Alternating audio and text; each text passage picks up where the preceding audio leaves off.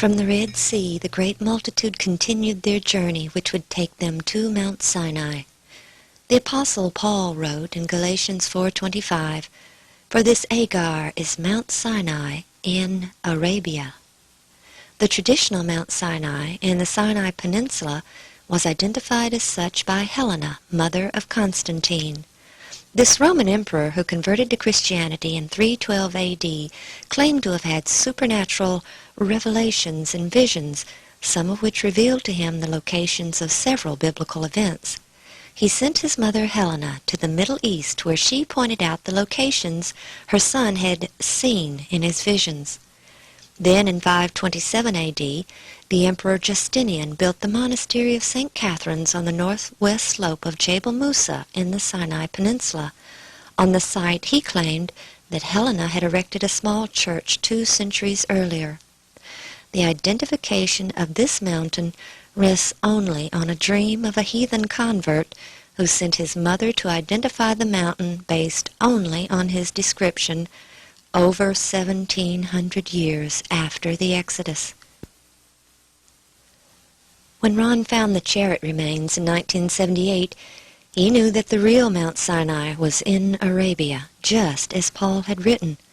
He applied for a visa to enter Saudi Arabia and go to Jebel el-Lawz, the highest mountain in the rugged region along the eastern shore of the Gulf. But after 4 years of silence at his request, in January of 1984, he and his sons entered the country illegally by walking across the Jordanian border. Hitchhiking and hiring taxis, they made their way to Jebel el-Lawz. There Ron saw enough evidence to know he had the right mountain, but his excitement was soon dampened when a Bedouin in a pickup truck hastily drove up and told their driver they had to leave immediately for the border. When they arrived at the border, they were arrested. The charge: espionage for the State of Israel. Over and over Ron explained why he was there, and late one afternoon they took him in a helicopter and told him to show them where he believed the great multitude crossed the sea. He directed them to the beach directly opposite Nuweiba, where he could clearly see from the air. They landed, and close to the helicopter was a Phoenician-style column, still standing, with inscriptions in archaic Hebrew. The Saudis made numerous photos, chattering excitedly, and Ron explained that he believed it was erected in ancient times to mark the crossing site, and told them that he had found an identical one on the opposite shore, whose inscriptions had been eroded away since it had fallen in the surf. That column probably saved Ron and the boys' lives. It was the shred of evidence that gave his story credence. But it was 78 days before they were cleared of the bogus charges, which Ron later learned were phoned into the Saudi embassy by an acquaintance who had once worked with him on several projects. 3 weary Americans came home Monday night. Ronald Wyatt and his sons Daniel and Ronald Jr. returned to Nashville at the end of an amateur archaeology expedition that landed them in a Saudi Arabian jail. They entered Saudi Arabia illegally, searching for the site of the biblical Mount Sinai. Ronald Wyatt and his sons are with us in the studios of our Nashville affiliate WTVF to tell us all about it. Gentlemen, good morning. Morning. Morning. Mr. Wyatt, you there in the middle, and yes. Your sons on either side. Why did you, I didn't know that Mount Sinai was in Saudi Arabian territory. Why did you think it was? We found some chariot parts that looked like the chariots found in King Tut's tomb in the Gulf of Aqaba, west of this Jebel el-Lawz. We found these at depths from 60 feet out to 200 feet and over a stretch of about 1.5 miles. And we believe that that was the crossing site. And so in the biblical narrative, they arrived at Mount Sinai after crossing the Red Sea. The language in the Bible indicates that they stayed in a mountain, enclosed in a mountain. So an aerial map showed that this Jebel el-Lawz had a large valley enclosed in the rim of an ancient volcano. There's about 5,000 acres in there. We felt this was the place. And in Exodus 24:4 and in Leviticus 6:28, 11:33, and 15:12, it tells of some artifacts that were to be found. There was to be 12 pillars of stone and an altar and some pottery, and so this is why we looked at that particular mountain. Now, I know that you applied for a visa for about 4 years. It's very difficult to get into Saudi Arabia, and they turned you down, but then you decided to make a quick, and let's ask Daniel this, we'll give him a chance to talk, a quick jump across the border in Jordan and go in illegally. Did you think you could get in and out without being caught? I don't know. It It seemed kind of risky to me, yeah. I didn't think it sounded too easy. Ronald Jr., why do you think they let you go, finally? I'm not real sure. I guess they just found out that we weren't spies as they thought we were. They thought you were Israeli spies, right? Yeah, that's what we hear. Any torture, kind of interrogation? No, they just separated us and made sure our stories matched. Yes, during the interrogation period, we were interrogated by 3 separate groups, the Coast Guard and then the local general investigating group and then from the ministry. And the Coast Guard interrogation was a very frightening experience for people that were totally inexperienced with spies and intrigue and all of this. Are you going to go back? We're not going back without the proper papers. The Wyatts, thank you very much for joining us from Nashville this morning. Welcome back. Thank you. Thank you. It's nice to be back. The Coast Guard is in charge of customs, and they were the ones that arrested us. They took us down to their Coast Guard headquarters, and we met some people there that were quite friendly at first, but we found that they weren't all this friendly. We went through some 3 different periods of interrogation, and the first was by this Coast Guard group. They had a general there that was commanding this, and he interviewed us or interrogated us through an interpreter. And I've never yet been quite convinced that the interpreter told him what you were telling you were saying. Right. Yes. But anyway, after that, then we were interrogated by the General Investigating Office that was in charge of that area. I think their office is in Tobuk. And then after that, they sent some people out from the ministry. This is the kings from Riyadh, you know, the seat of the government, and had a few questions for us too. And during this time, of course, they kept us separated so we couldn't get our stories together or whatever. They didn't tell us a whole lot. We were held incommunicado. They declined allowing us to talk with a representative of our government, which international law requires that they do. And so we were pretty much in the dark. They would, after the preliminary or the main interrogation, periodically they would take one or the other of us up to this head honcho's office and ask us a few more questions. And I think they were getting these questions from their archaeology department. They were seeing if we really were archaeologists or if we were Israeli spies, which is what they accused us of being. Well, in Numbers 24:4, for the people in the audience that are Bible scholars, it says that Moses rose up early in the morning and set up 12 pillars of stone and erected an altar. All right, we felt that this would still be there because people in that part of the country, the Bedouins and a lot of these people, their agreements, instead of being on paper, they set up these little things of stone, which apparently they have some means of interpreting what these little stacks of stones mean. And so all these things are left alone. They're not necessarily sacred, but they are just things that, you know, people do not bother. We felt that there was a high likelihood that those stones would still be there, and so we found those. And they appeared to be intact. There had been some sand blown in over up partway on the north end of the altar and some of the stones on that end. Soon after arriving home, Ron received a call from a Saudi Bedouin prince by the name of Samran.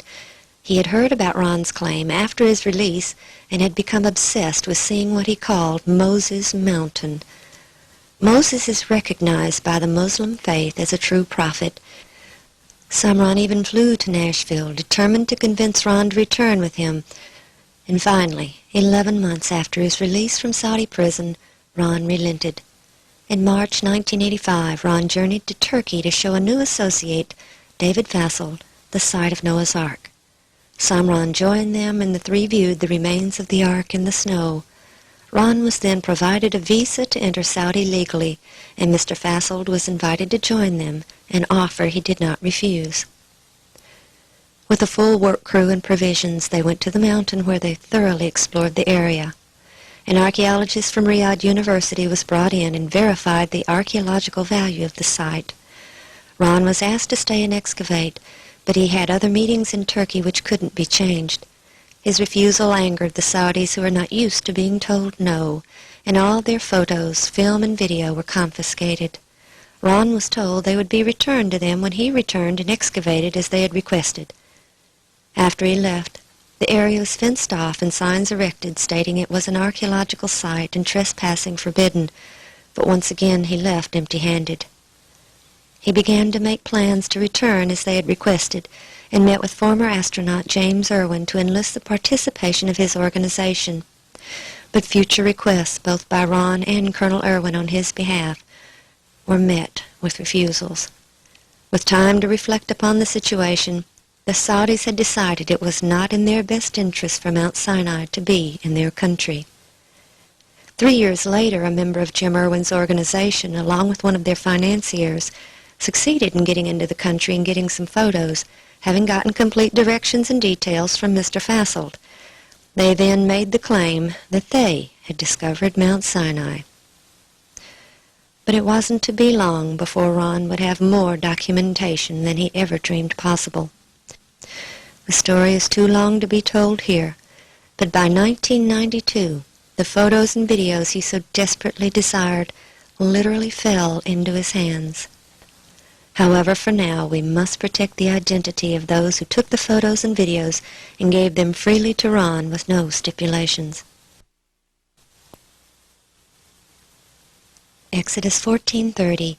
Thus the Lord saved Israel that day out of the hand of the Egyptians, and Israel saw the Egyptians dead upon the seashore. The waters of the sea had closed in on Pharaoh and his army, and now many of their bodies lay lifeless upon the vast Arabian shore. His charioteers and horsemen, their swords and weapons were bound to their bodies and were gathered up by the unarmed Israelites. The mountain of God lay to their southeast, an easy journey through the large wadi just beyond the marker where Ron found the column in 1984. But had they proceeded directly to the mountain from the sea, they would have entered the large open plain and been an easy prey to the fierce warring Amalek. Instead, the biblical account tells of a different route through the wilderness of Etham, also called the wilderness of Shur, the mountainous region which surrounded the shores of the Gulf. For 3 days they followed the cloud through the barren wilderness. As their water supply grew scarce, they became fearful. Then they came to Marah, where there was a spring, but the water was bitter and undrinkable. The people murmured against Moses, blaming him, even though they were being led by the cloud and the pillar of fire. When Moses prayed for wisdom as to what to do, he was shown a tree by the Lord, which he was told to cast into the waters, and which made them sweet and drinkable. There are several springs in this vast mountainous region, but we cannot identify Marah with certainty.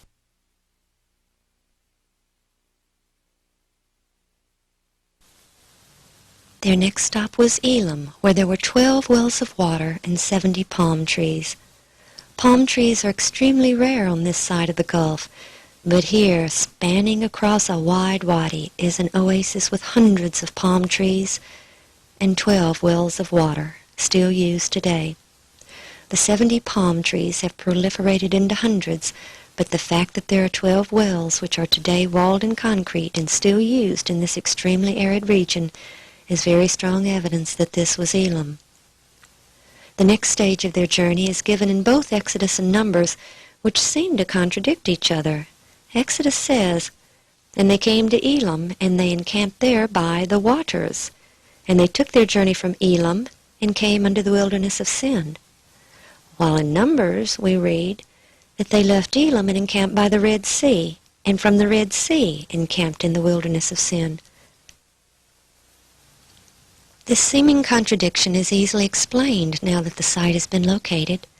For 3 days they had wandered through the mountainous region south of the crossing site. These mountains extend to the sea, making travel along the coast impossible. Then they came to Elam, located at the south end of these mountains. After drawing their water, the Israelites set up camp. Because of the great number of people and animals, they filled the wadi from Elam westward to the nearby Red Sea shore.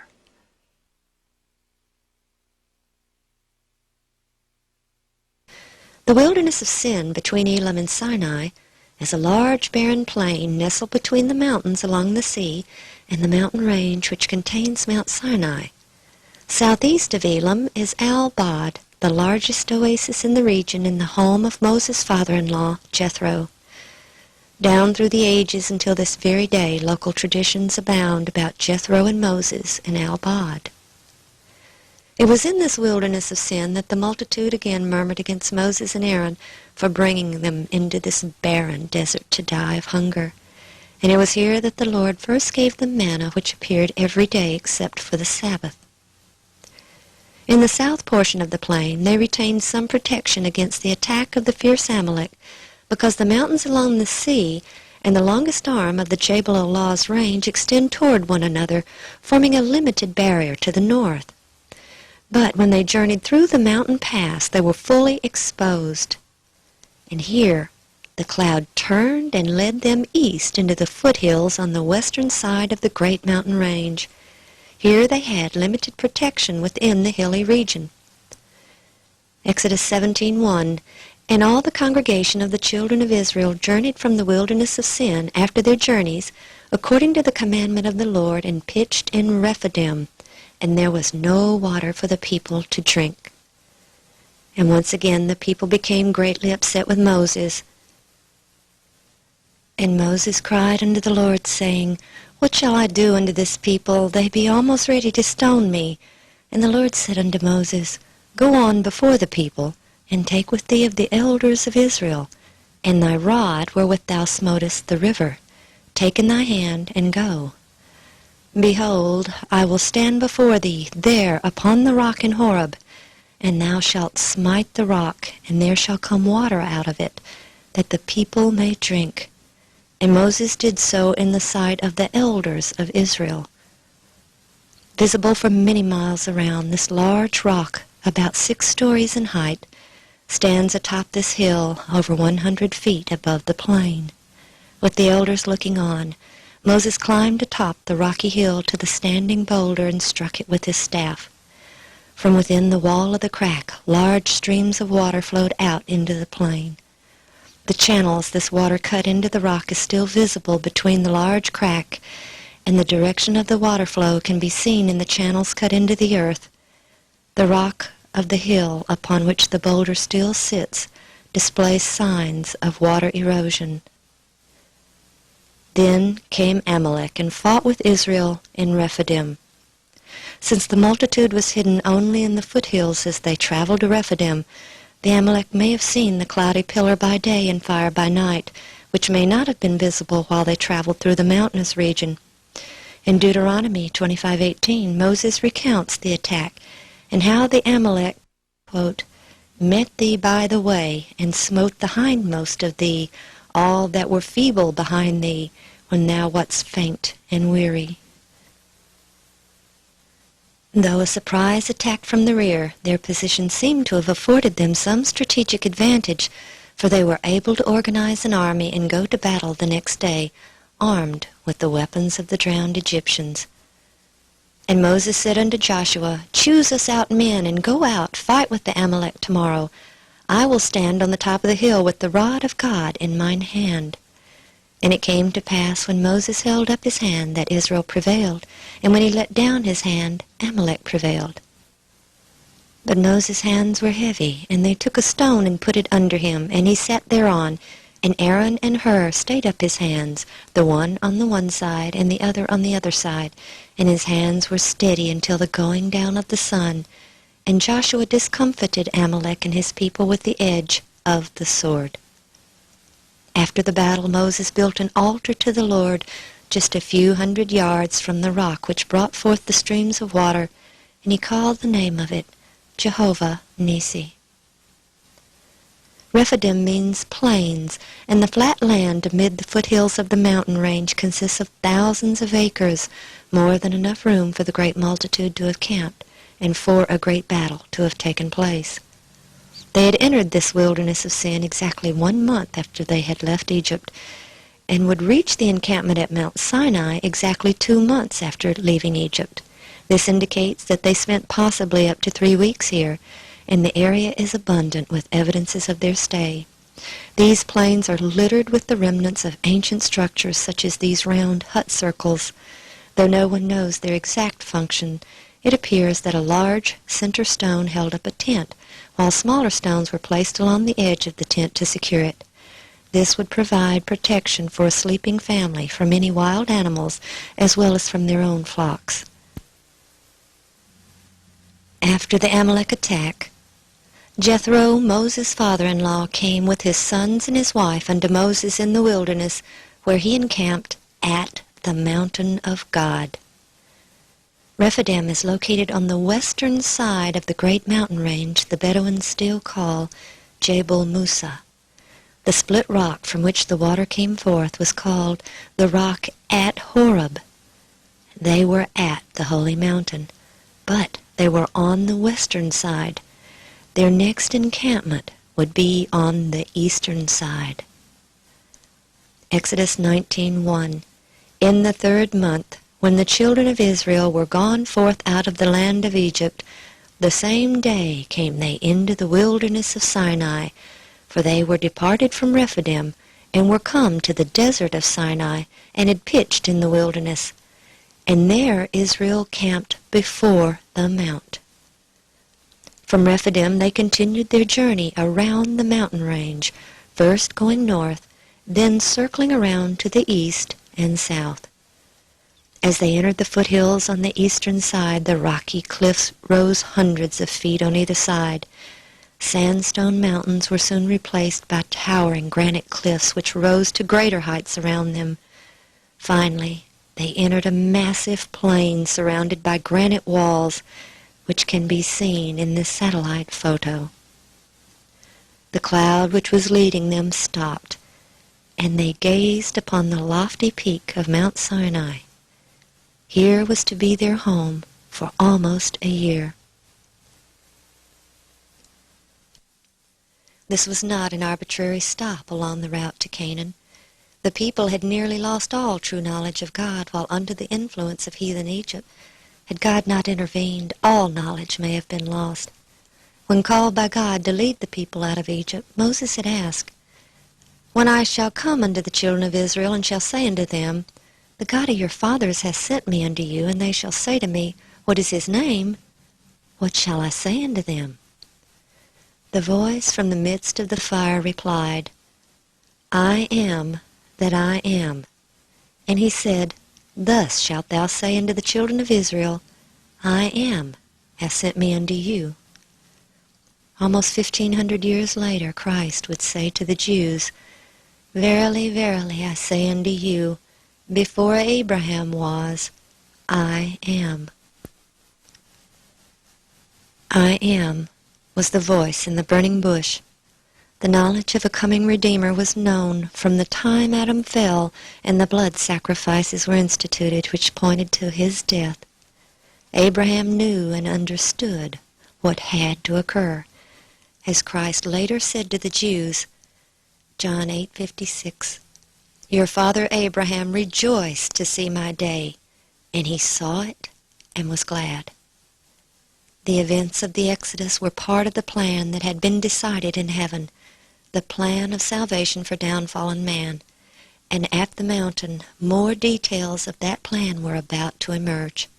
God was personally intervening to prepare the people who were given the privilege of taking the knowledge of Him to the world. As soon as they arrived, God spoke to Moses, Exodus 19:10. Go unto the people and sanctify them today and tomorrow, and let them wash their clothes, and be ready against the third day. For the third day the Lord will come down in the sight of all the people upon Mount Sinai. Before the Lord came down upon the mountain in the sight of the people, He instructed Moses, Exodus 19:12, Thou shalt set bounds unto the people round about, saying, Take heed to yourselves that ye go not up into the mount, or touch the border of it. Whosoever toucheth the mount shall be surely put to death. In 1985, Ron and the others had found a number of large, circular pillars buried in the earth along these lines in front of the holy area, or holy precinct. They are an average of 18 feet in diameter, spaced approximately 5 feet apart, and constructed with 2 walls built of stone. Loose rock was used to fill in between the inner and outer wall. Since they progressed from one side of the mountain to the other, Ron had theorized that perhaps they were the bounds erected by Moses. But at the same time, he questioned why these pillars would contain double walls if they were only boundary markers. Another problem was the fact that only a few inches to a few feet was extending above the ground, while approximately 20 feet was buried. These facts and other evidences led Ron to conclude that these were not the boundaries. He now believes that the bounds were stone walls constructed of black basaltic rock without mortar. In this region of millions of rocks, it is difficult to distinguish these remains when viewed close up. But from a distance their pattern becomes visible because of their dark color against the neutral tones of the earth. Once located from a distance, they could be recognized at close range. Though mostly crumbled today, they can be seen to follow along these lines. Once the bounds were erected, the people gathered at the foot of the mountain. While in Egypt they had been exposed to the heathen worship of the sun god known as Ra. Here the people would worship God while facing west, with their backs to the rising sun. And it came to pass on the third day in the morning that there were thunders and lightnings and a thick cloud upon the mount, and the voice of the trumpet exceeding loud, so that all the people that was in the camp trembled. And Moses brought forth the people out of the camp to meet with God, and they stood at the nether part of the mount. And Mount Sinai was altogether on a smoke, because the Lord descended upon it in fire, and the smoke thereof ascended as the smoke of a furnace, and the whole mount quaked greatly. I am the Lord thy God, which have brought thee out of the land of Egypt, out of the house of bondage. Thou shalt have no other gods before me. Thou shalt not make unto thee any graven image, or any likeness of anything that is in heaven above, or that is in the earth beneath, or that is in the water under the earth. Thou shalt... The great I Am spoke the 10 precepts of his law with his own mouth, and it was to be the last time he personally spoke to the multitude. And all the people saw the thunderings and the lightnings and the noise of the trumpet and the mountain smoking, and when the people saw it, they removed and stood afar off. And they said unto Moses, Speak thou with us, and we will hear, but let not God speak with us, lest we die. No man could see God and live. Therefore he veiled his presence in the cloud and smoke, and he descended to the earth upon the mountain of Sinai. For the Lord thy God is a consuming fire. Not only was the top of the mountain blackened by the fire of his presence, it literally melted. The mountains melted from before the Lord, even that Sinai from before the Lord God of Israel. God then called Moses up into the mountain and gave him judgments and statutes which Moses carefully wrote down. His great law, the 10 Commandments, were the constitution of God's government, unchangeable and universal. The judgments and statutes given to Moses were specific policies to uphold equal justice in the community. Today, statutes are framed to deal with individual situations where it may not be clear as to how to deal with it. But these laws always fall within the confines of the Constitution. This is an example of the statutes God gave to Moses. And if a man shall open a pit, or if a man shall dig a pit and not cover it, and an ox or an ass fall therein, the owner of the pit shall make it good, and give money to the owner of them, and the dead beast shall be his. Moses wrote down all the Lord told him. God ended his conversation with Moses with his promise to deliver the people into Canaan and all the blessings of prosperity if they obeyed his commands. He had proposed a contract or covenant with the children of Israel. Moses, as the liaison between God and the people, would present the terms of the contract to the people. Then they would decide if they accepted or declined. But first Moses was instructed to make certain preparations. An altar of earth thou shalt make unto me, and shalt sacrifice thereon thy burnt offerings, and thy peace offerings, thy sheep, and thine oxen. In all places where I record my name I will come unto thee, and I will bless thee.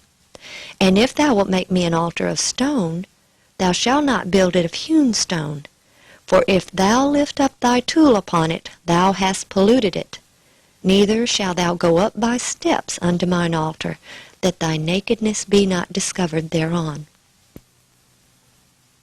At the foot of the mountain, in the holy precinct, just below the blackened peak that had trembled at the presence of God, Moses built an altar of unhewn stone, approximately 50 to 60 feet long and about 25 feet deep.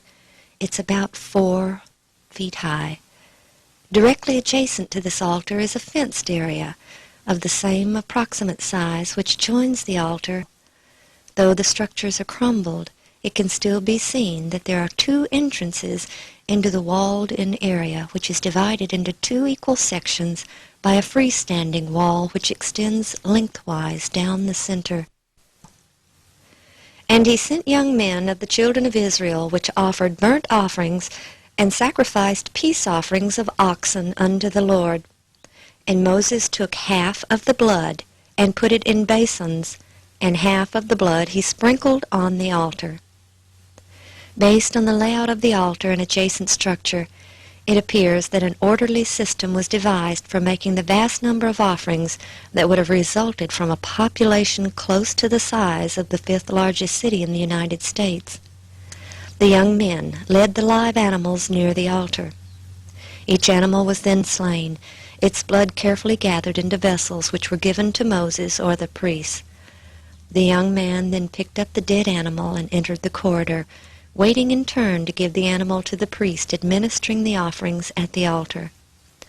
This done, he then turned and left by the other corridor, exiting at the doorway. Beside the altar, Moses erected 12 pillars according to the 12 tribes of Israel.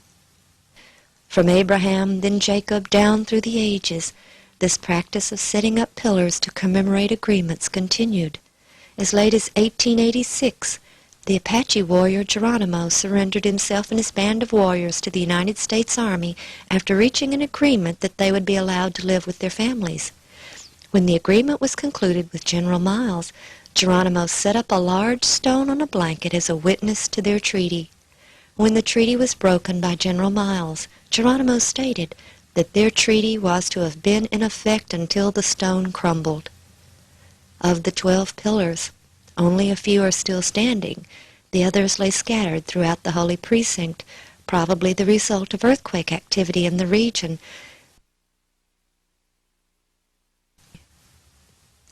When the sacrifices were made, the terms of the contract or covenant were presented to the people. Moses took the book of the covenant and read it in the audience of the people, and they said, All that the Lord hath said we will do, and be obedient. And Moses took the blood and sprinkled it on the people, and said, Behold the blood of the covenant which the Lord hath made with you concerning all these words. The contract between God and the children of Israel was now ratified. God had presented his absolute demands and what he offered in return. The people signified their acceptance and agreement to the terms. The 12 pillars, one for each of the 12 tribes, commemorated the agreement. Moses was summoned again up into the mountain, this time bringing Aaron, his sons, and the 70 elders of Israel. Directly above the altar is a plateau in the mountain just below the scorched black of the high peak. We believe this is where the group of men did eat and drink, and saw the God of Israel, and there was under his feet, as it were, a paved work of sapphire stone, and as it were, the body of heaven in its clearness. They were given the same glimpse of the heavenly throne that Ezekiel saw in vision. Then I looked, and behold, in the firmament that was above the head of the cherubim, there appeared over them, as it were, a sapphire stone, as the appearance of the likeness of a throne. Moses was again called up into the mountain, this time with Joshua. For 6 days the men waited, and then on the 7th day God called Moses up into the cloud that covered the very top of the mount, into the presence of the Lord. For 40 days he remained there while Joshua waited for him in the lower plateau. In the midst of the blackened peak is a hollow area within the burned top which appears unscorched. From this hollow there is a visible pathway leading down to the plateau. We believe this was where Moses met with God and received the ceremonial law, the statutes and judgments, and the 10 Commandments. Moses carefully recorded all he was told. Then something terrible occurred. The Lord said unto Moses, Go, get thee down, for thy people which thou broughtest out of the land of Egypt have corrupted themselves. They have turned aside quickly out of the way which I commanded them. They have made them a molten calf, and have worshipped it, and have sacrificed unto it, and said, These be thy gods, O Israel, which have brought thee up out of the land of Egypt. And the Lord said unto Moses, I have seen this people, and behold, it is a stiff-necked people. Now therefore let me alone, that my wrath may wax hot against them, and that I may consume them, and I will make of thee a great nation. Moses pleaded with God for his people, that he not destroy them, and finally God accepted his plea on their behalf. But Moses' anger with the people was also great. With the 2 tables of stone cradled in his arms, Moses began down the mountain and approached Joshua, waiting in the plateau. As he came near, Joshua said, There is a noise of war in the camp. But Moses replied, It is not the voice of them that shout for mastery, neither is it the voice of them that cry for being overcome, but the noise of them that sing do I hear.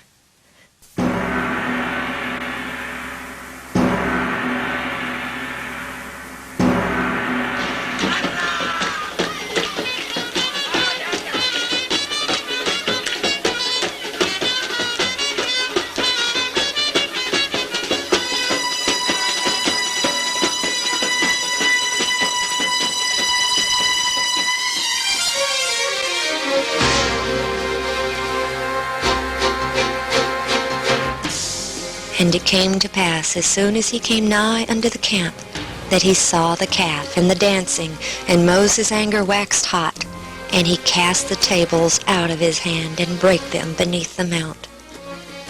While Moses had been in the mountain, judicial authority had been given to Aaron. Since Moses was gone so long, the people returned to their old superstitions and demanded an image to represent God. The Egyptian cow gods of Hathor and Apis were selected, and a golden calf was made in direct contradiction to the commandment of God that they were not to make any graven image or any likeness of anything that is in heaven above, or that is in the earth beneath, or that is in the water under the earth. The altar to the golden calf was visible to Moses and Joshua as they descended the mount. Located about 2 kilometers from the altar at the foot of Mount Sinai, it still contains the images carved into the rock depicting the Egyptian Apis bull and Hathor the cow goddess. These images made the greatest of impressions upon the Saudi archaeologist in 1985, who told Ron that nowhere else in Saudi Arabia are these found. They are distinctly ancient Egyptian. When Ron climbed upon these boulders, still wet with the morning dew, the top of the large boulder sitting horizontally across the top caught his eye. When he wiped away the dew, he saw tiny flecks of gold dust embedded in the top of the rock, which had a smooth indentation along the surface, like something had been ground on it, causing it to wear down the surface. Moses had taken the calf which ye made and burned it with fire and stamped it, and ground it very small, even until it was as small as dust. And I cast the dust thereof into the brook that descended out of the mount. The evidence suggests that Moses ground the golden calf to dust on the altar itself. Then, gathering the powdery dust, he put it in the brook that descended out of the mount. Looking down from the plateau, the path of the stream can be clearly seen, although no water flows there today. The evidence indicates that the water from the mountain stream flowed into the lake, and around the lake they built a large system of wells. The wells extended to the bedrock along the stream and around the edge of the lake, with only a few feet extending above the ground. As the water flowed towards the lake, it soaked into the dry, rocky earth down to the bedrock. Then it seeped through the rock walls of the wells and continually filled them to the level of the lake. The double walls of the well, filled with smaller rock in between, acted as a filter and purified the water. Stone walls built of black stone not only lined the bounds around the mountain edges, they also followed along the banks of the stream extending into the holy precinct. Each day as the people came to draw water, they were constantly in view of the magnificent Mount Sinai, which surely impressed them with the knowledge that they were totally dependent upon the Lord for their precious water. There was only one way to enter the holy area. That was through the narrow strip of land between the border of the mountain and the lake on the north end. Even today, this is the only means by which the area can be entered without one having to scale the steep rocky walls of the dry lake bed. The white columns glistening in the sun that had caught Ron's eye just before he was arrested in January of 1984 still lie scattered near the altar. While there in 1985, Ron was told that the white marble shrine that had once been there had been disassembled and taken to Hegel years earlier and used in the construction of a mosque. Only the broken and small pieces had been left behind. But Ron found one piece that contained an inscription in archaic Hebrew. Knowing that he wouldn't be allowed to remove it, he quietly buried it, but he made note of the inscription which he later had translated.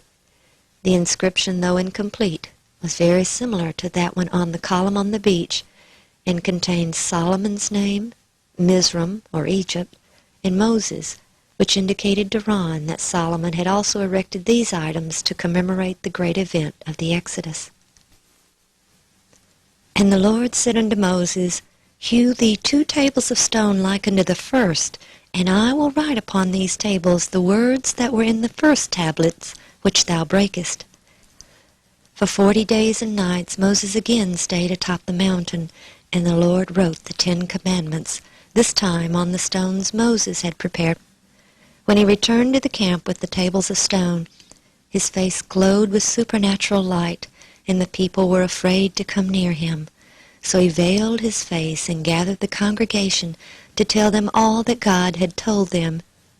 Let them make me a sanctuary that I may dwell among them, according to all that I show thee, after the pattern of the tabernacle, and the pattern of all the instruments thereof, even so shall ye make it. The ordinance of the sacrificial system, or ceremonial law, was made up of symbols pointing to the future Messiah, to his sacrifice and his priesthood.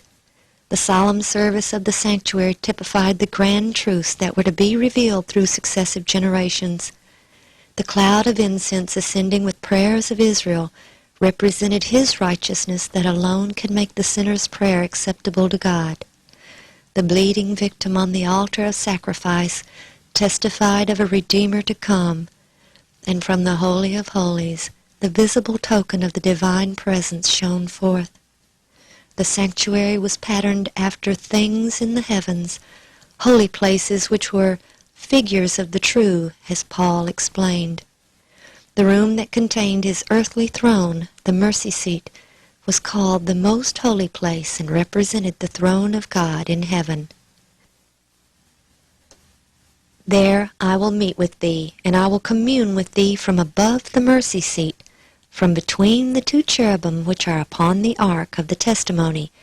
Beneath the mercy seat, within the ark of the testimony, were the tables of stone written by God's own finger and spoken by his own lips in the hearing of all of Israel. Thus was signified that God's government rested upon these laws, the complete standard of righteousness, and that they would be enforced throughout eternity.